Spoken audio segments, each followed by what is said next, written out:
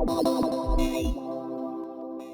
to the EADV podcast. We bring you a special episode today in which Dr. Sarah Walsh sits down with Dr. David Berker, consultant dermatologist from Bristol, England, who is a committee member of the newly formed EADV Climate Health Working Group. But first, we are excited to announce you can now register for this year's Congress hosted in Amsterdam and online from the 25th to the 28th of September 2024. The EADV Congress is one of the largest international meetings in Europe focused on dermatology and venereology, and the packed 4-day program covers the entire spectrum of specialties. This is an excellent opportunity for you to join delegates from all over the world and exchange knowledge, network with like-minded professionals, and develop your career. Find out more at eadv.org/congress. In this conversation, Dr. De Berker shares the group's mission to reduce the carbon footprint in dermatology. Discover his personal journey towards sustainability and the strategies EADV is implementing to promote greener practices. They discuss collaborations with industry and the importance of legislative support for making meaningful changes in healthcare. Tune in for an important conversation with valuable insights.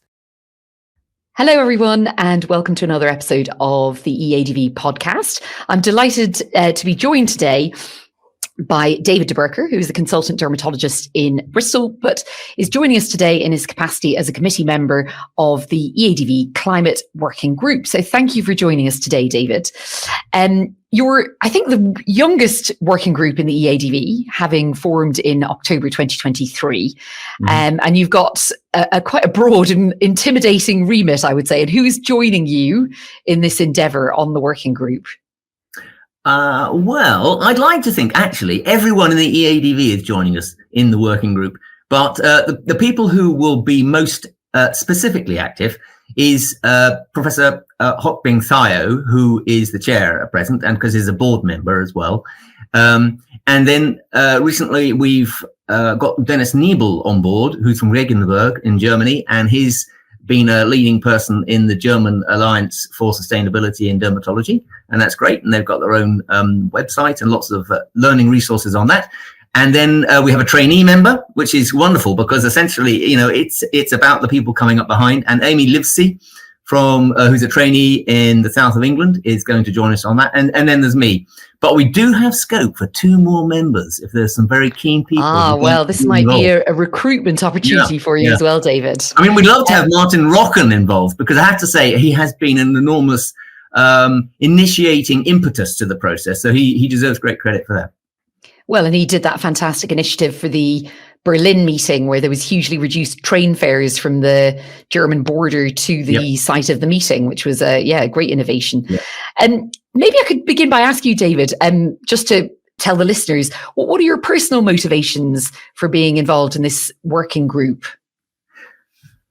Well, I think that in many countries of Europe, we're aware that there's a large prevailing interest, wish, ambition to improve our sustainability credentials. And that covers a wide spectrum of things. It's not just about carbon, it's about nature and a lot of other things that get knocked out by human population. Mm-hmm. And I mean, I recall from when I was a registrar, you arriving to meetings in very far-flung places on bicycles. So climate awareness is clearly something that's been on your own mind. Do you remember when it first started to impact upon your consciousness, this need to protect the planet? I was at school, really, and that was in the 70s, which for many of you will have been, prenatal. But for me, I had friends who were part of Friends of the Earth and Greenpeace, and we all cycled to school, which of course was normal in many countries anyway. But for us in England, it was a bit unusual, so we stood out slightly. And I did come from a family where there was a little bit of sort of post-war austerity. And the sense of wastefulness, of throwing things away and buying too much when you didn't quite need it was all very, very prevalent. And I think that ethic translated over into what became a future consideration, which is you wouldn't throw things away not because you couldn't, but because you shouldn't anymore. I mean, because they could be used again or they weren't broken. And something that's brighter and newer and shinier doesn't necessarily mean you have to get it. Yes, it's a really long-standing commitment to you, which is, very, very laudable. But coming up to the present day, you've got a pretty ambitious plan for evolution in this area at the EADV, you and the working group colleagues. And with regard to the first of these objectives, the Congress and travel, what are the key aims for the Academy in terms of lightening our carbon footprint? Okay. Well, although I think the last 18 months has seen the profile of this increase in the EADV, it's actually been going on for some years. And I think Kimberly Zimmerman is owed much credit for that as the current stand-in chief exec for the EADV and her previous roles as well. And the EADV has been trying for a long time to use recyclable products within the Congress environment, encouraging exhibitors to use stands that can be used again, to provide food that is ecologically sourced or sustainably sourced. I mean, there are a lot of things essentially it's not an exciting process. It's a boring process trying to make sure you've covered your different remits when you are trying to do the right thing. And I feel that there are many skeptics out there, and I understand that. We are essentially a group of scientists as dermatologists, and we look at evidence and we think, which bit holds up and which bit doesn't hold up. And I think the broad theme holds up, which is we're in a bit of a mess and we're going to make it worse unless we do something helpful about it. We don't know how much difference we're going to make by the small efforts we make in small areas, individually or even relatively collectively, as in the EADV. But the EADV has got a long checklist of things to go through, and it's already been going through them. And its forthcoming initiative with the advice of a consultancy body will help them be more methodical, organized, supported, informed in terms of what they're doing next. Yeah, and certainly, yes, even simple things like making sure water dispensers are available, because, sure, having a refillable bottle, and that, I think that's hugely impactful. It really means you don't go and grab the next plastic bottle as we used to in the old days. And I guess now we don't really have conference bags anymore, no paper. Yeah, all that's been done. That's all under forward. That's water under the bridge. That's right. And I know that you personally have made some very impressive carbon light journeys to and from EADV conferences in the past. What can you recount any that were particularly fun or picturesque, and any mishaps you may have had along the way? I mean, it's really the mishaps you want to know about, Sarah, isn't it? That's true. Cut to the chase. I mean, and how you can turn mishap into fun. That is the challenge in life, really. I mean, that's what we're all struggling with, isn't it? This is what we're all, into a formative, positive experience. I mean, the most recent one on that theme was the trip to Seville by train. But of course, trains turned out not to go the whole way. And on the way back, the French, we get on really well with the French. I like the French a lot. And if any French people are watching, listening to this, I'm Entente cordiale. But I do have to say, when your trains go on strike, it does make a difference. And they went on strike. And so coming back from Spain, from Barcelona upwards, they said, well, stuff it, you're not going to catch a train to Paris today or tomorrow or the day after. So I caught a bus, and I've done a lot of bus travel in Europe, and it is just a different experience. I mean, overnight buses from northern Spain to Paris you see a lot of stuff going on. And it's the other side of life. And I mean, you go to the EADV and you walk around without your conference bag, but with a lot of very smart people. And you think, gosh, how well dressed they all are. And if they only spent a little while on an overnight bus to Paris, I tell you, they might not look quite so smart. But the positives are, you arrive at Paris at 6:30 in the morning. The sun is shining. It's Sunday morning. You can hear the sweeping up of glass in the spring air. And it's just completely different, And how could I have had that experience from an airport lounge? I just wouldn't happen, would it? Well, it certainly gives you a huge perspective shift by the sounds of things. Yeah, I think that's absolutely wonderful.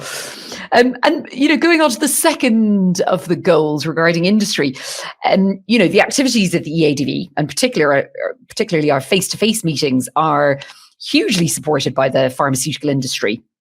And I wonder, do you feel that we are currently demanding enough of what we ask from our sponsors in terms of sustainability and their demonstration of their commitment to that? Well, I think that quite naturally we describe pharma as a single entity, whereas in fact it's multiple entities, it's multiple companies, and they do multiple different things.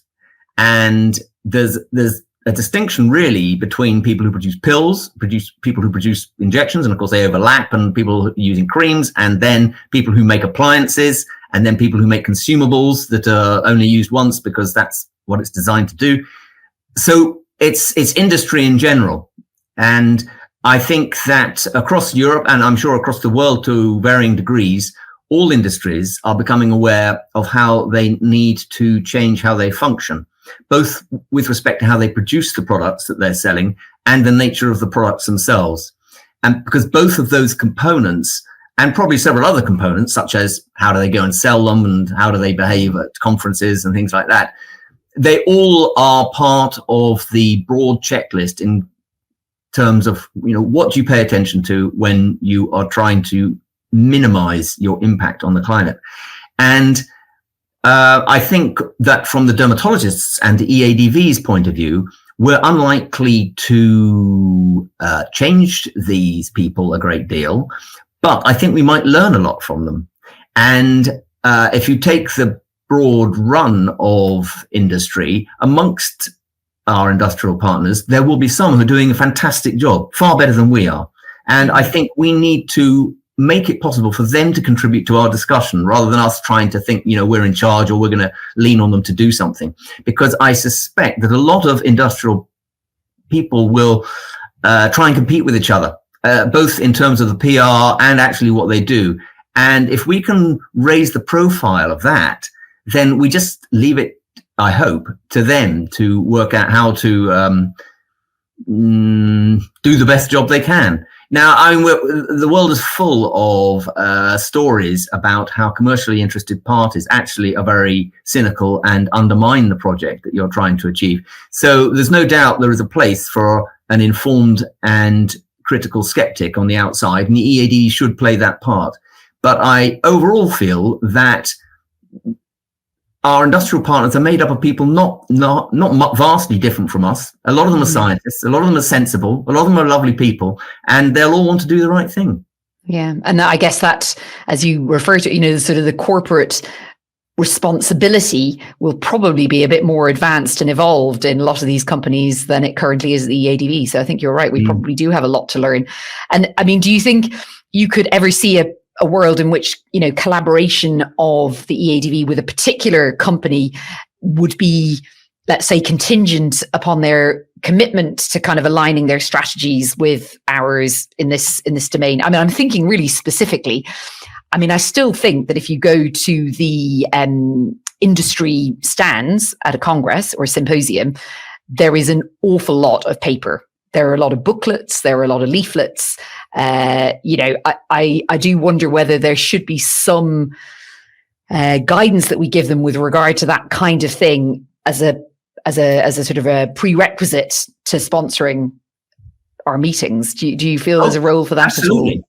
I mean, that is an example of something where you could imagine the EADV setting a standard that they will only allow certain types of advertising. And in that instance, you're describing virtual advertising or visual advertising rather than materials. And yeah, that sounds like a relatively easy step. Yeah. I think that there's a lot of fascinating stuff concerning how effective medicines are. And we've not really, this will be a structured talk, I'm sure, but I'm drifting off in another direction slightly, which is a lot of pharmaceutical stuff is relevant in terms of how frequently it's used, how long its benefits last, and whether it works. And all of those things are in the interest of the patient and the doctor, really. So if you use something once a year that works the whole year round, and that's fantastic in ecological terms, as long as it doesn't cost the earth to produce. And actually, it works for everybody if you do that. If you produce a cream that comes in 3 separate little packets that can only be used on 3 successive days, and you compare it with a tube that you keep in the cupboard and you take it in and out and in and out over a 6 or 12 month period and can be used flexibly, I mean, they're a world apart in terms of how much packaging and flexibility and overall potential you get out of a single prescription.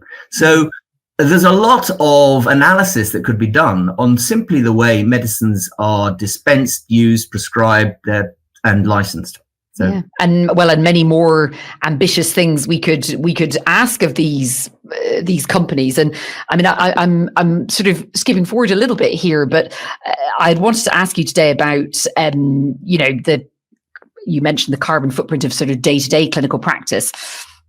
And while we've touched on some things that can be done by individuals or institutions, presumably to get really impactful, meaningful change, you're going to need the weight of legislation and sort of European level guidance. And, I think you probably know I'm on the advocacy working group myself.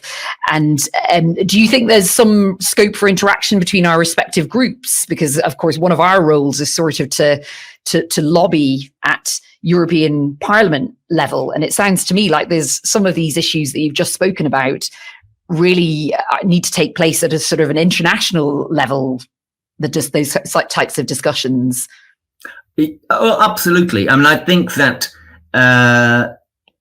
there's a lot of overlap here. I mean, I'm sure the advocacy group, it has I think it's 5 domains, isn't it, or something like that. Yeah. It's got several domains in which it is presenting information that it would like greater attention paid to it, and the 5th of those being the sustainability component.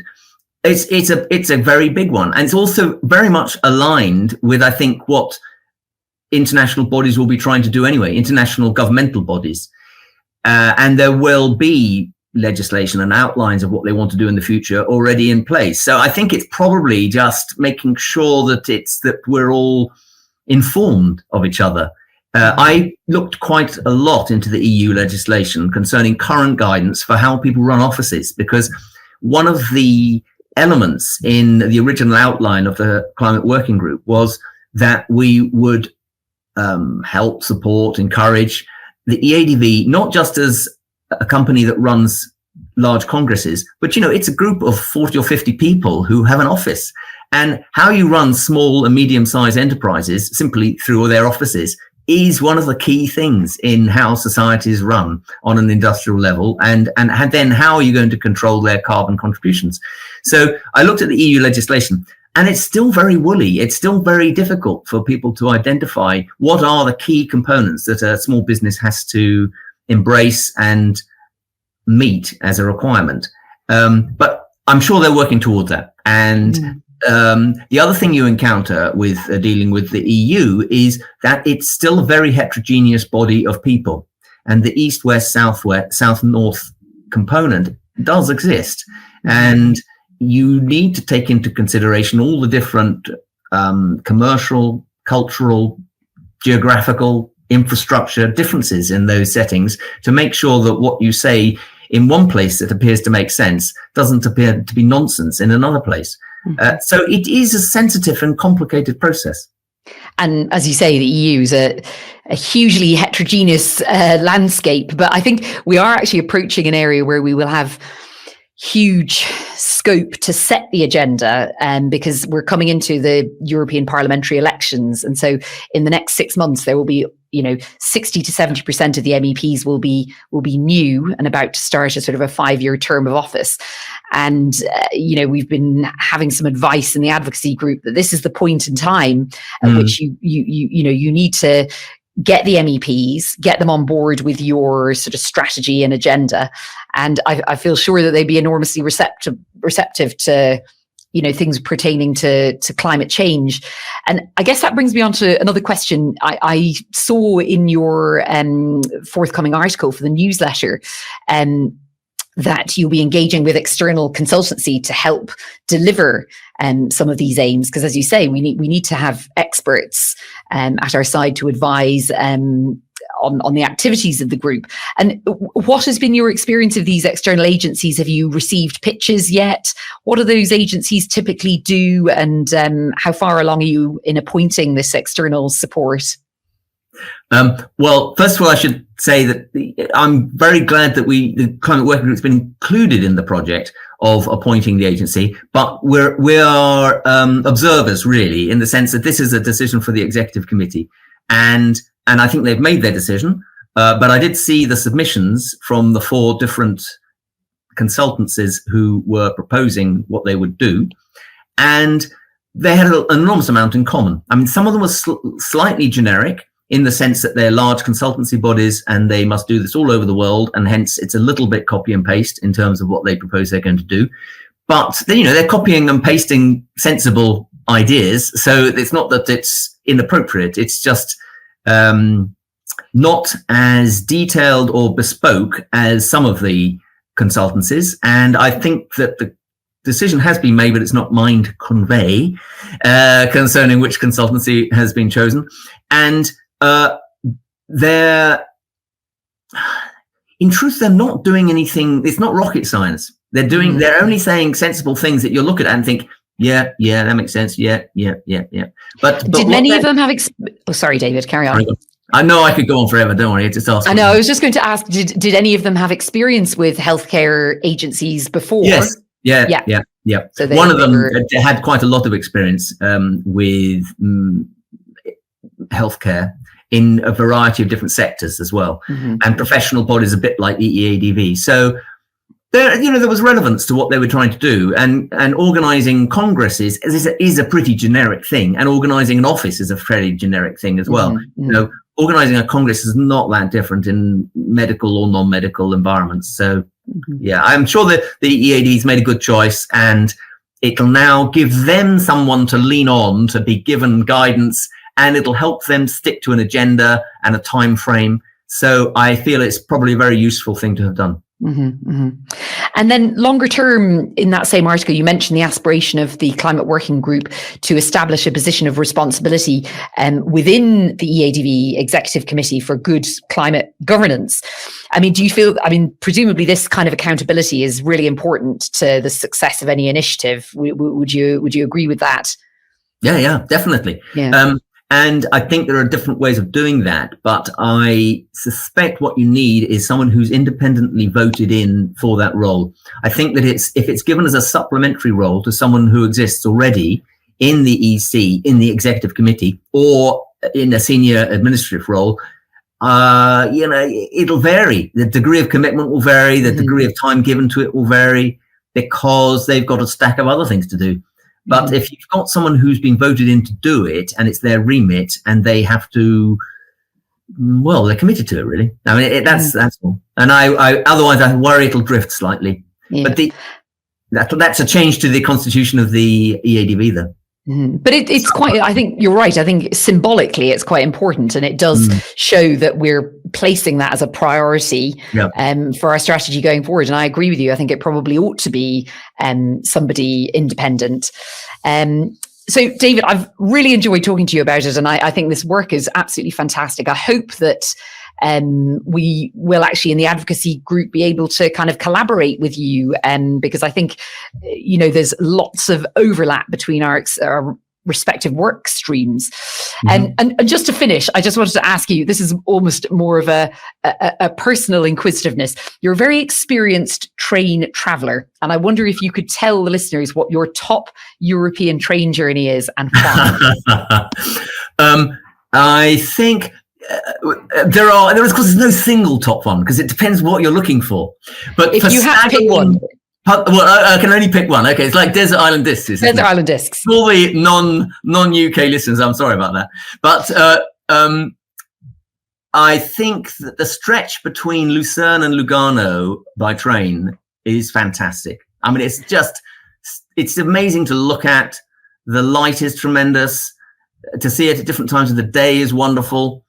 And the cafe on the train is not bad. So I know what's not to like. What more could you want? Yeah. Probably excellent coffee, and much better than a British Rail coffee. Yes. Thank you so much, David. I've really, really enjoyed talking to you, and I wish you and your colleagues on the Climate Working Group all the very best in your endeavours. Thank you, David. Not at all. And join us on the bike ride to Amsterdam. I think not me, alas. I've just booked my train, though. I've just booked my train from St Pancras. We appreciate you joining us, and please make sure you subscribe on Apple Podcasts, follow us on Spotify, or otherwise you can find us on any major podcast provider.